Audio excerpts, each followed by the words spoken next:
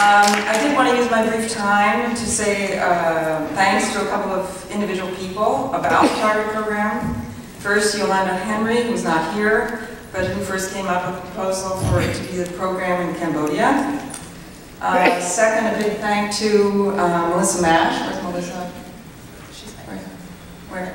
In the back. In the back, okay. Big thank to Melissa and Simone Erzan. Erzan, thank you so much for all your work and your support. And $8,000, wow, great. Thank you so much. And for all your continuing support of the program.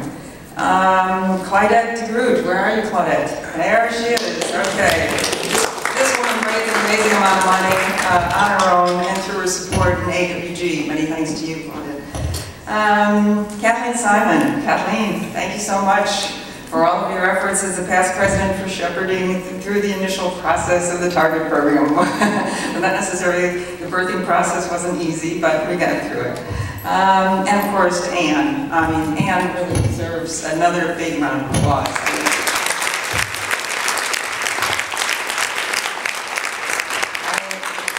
It was Anne's enthusiasm, her guidance, and her overall supervision that brought us really today where we are. So many thanks to her.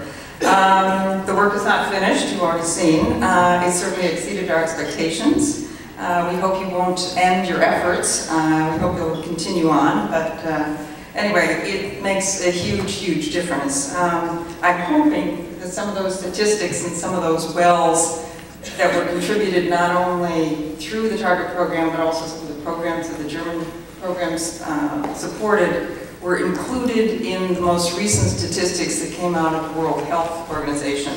Just to let you know that they came out in January saying that the UN MDG, Millennium Development Goal, of improving the access to drinking water will likely be considerably ahead, yes, ahead of the goal for 2015.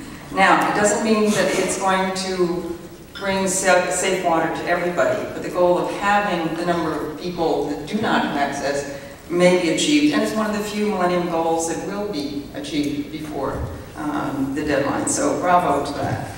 And of course, for all the people that contributed, for all those clubs that worked, it's really thank you, thank you, thank you. You did the work, you contributed, you're part of the success. I think the one thing we learned about that program, as well as the program from Malaria Nuts, is that when we have targeted goals, when we have concerted effort, these together mean that Falco has truly learned how to move from words to action to make a difference in the world. I do think that Falco, through its efforts at the UN, provides a unique link, a unique catalyst that moves the local to the global in a new global fashion.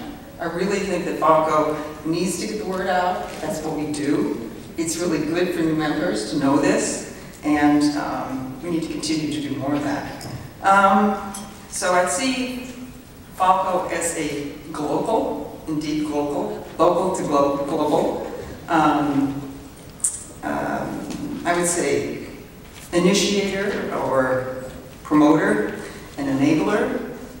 But the person who actually enabled us to get into the UN is actually our next speaker, and I'm going to let her talk about how we got into the UN. So I'm going to ask Peggy Rigaud to come forward.